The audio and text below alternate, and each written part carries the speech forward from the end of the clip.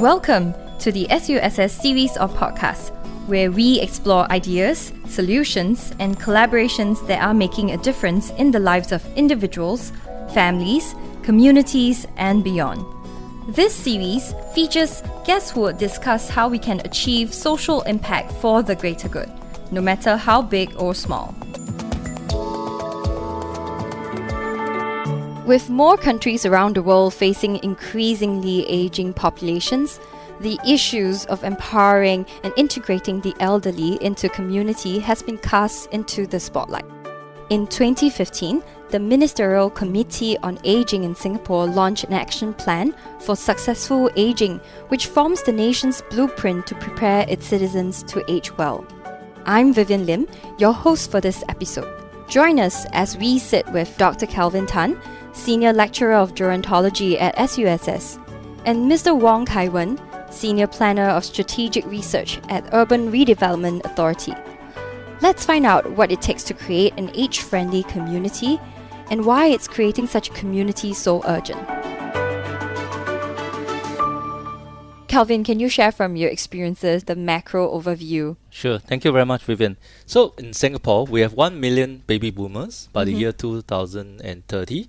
And this is a very important number to note because this means that we are aging very fast. And how should we make the environment more friendly, more conducive for multi-generation living, multicultural? Successful aging in the community means creating more safety pathways for the seniors, accessibility to the amenities, and also creating interaction among the neighbors so that there's a lot of trust, a lot of interactions, a lot of happiness, people doing what they like to do, being free and friendly. I think that's very important for an age-friendly environment.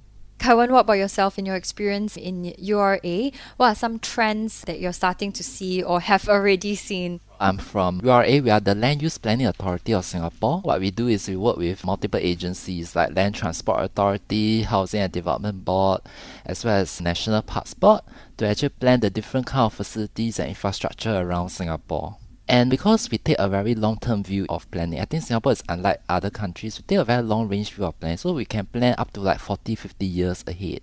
So we are always on the lookout for emerging trends, challenges and issues that we should start planning for right now. And in fact, aging population is a very important issue that we have observed for many years now. It's not a new issue, unfortunately. I think over the years, we have seen life expectancies increasing, birth rates dropping and all that. And that has actually resulted in a very rapid rate of aging compared to other cities around the world. And actually that has a very major impact in the way we plan our built environment, because in the end, to enjoy the city, you have to make sure that it's accessible. So when you have many seniors, the challenge to agencies is how do we continue to make the city accessible and enjoyable for them to live, work, play and travel. And to do that, we conduct research. We conduct studies with universities, do long studies into understanding how seniors conduct their lifestyles. And from there, we translate that into plans and guidelines that we will work with multiple agencies to implement. And we believe that is important. Taking an evidence-based approach to research is important to really understand what seniors need on the ground and not just based on some hearsay or anecdotal evidence. That's what we do at URA.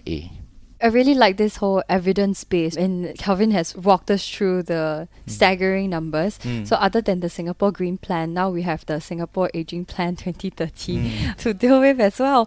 But understanding the massive numbers and statistics is one thing. What are some of the senses on the ground that you feel? How are Singaporeans handling this situation of an aging population? Well, first of all, I think Singaporeans are very busy people, and the families are looking at how their smaller setup could still support the seniors in their family, the elders, their grandparents or their parents. So we are looking at how in a family setting, a community setting, as in neighbors, can take care and help each other, so that they could be more neighborliness among the relationships that can be cultured and cultivated on the ground.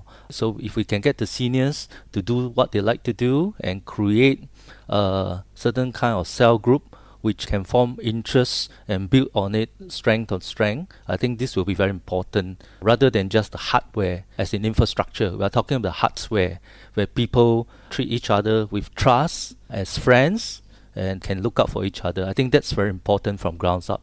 Yeah, so picking up Kelvin's point about the hardware, I think from URA perspective, the hardware is also important because for the hardware to happen, you need to have a certain kind of built environment, a certain building or facility.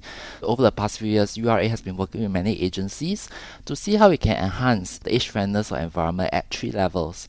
So at the national level, we want to make sure there's enough hospitals, healthcare facilities, daycare centers for our seniors. That's a very important issue.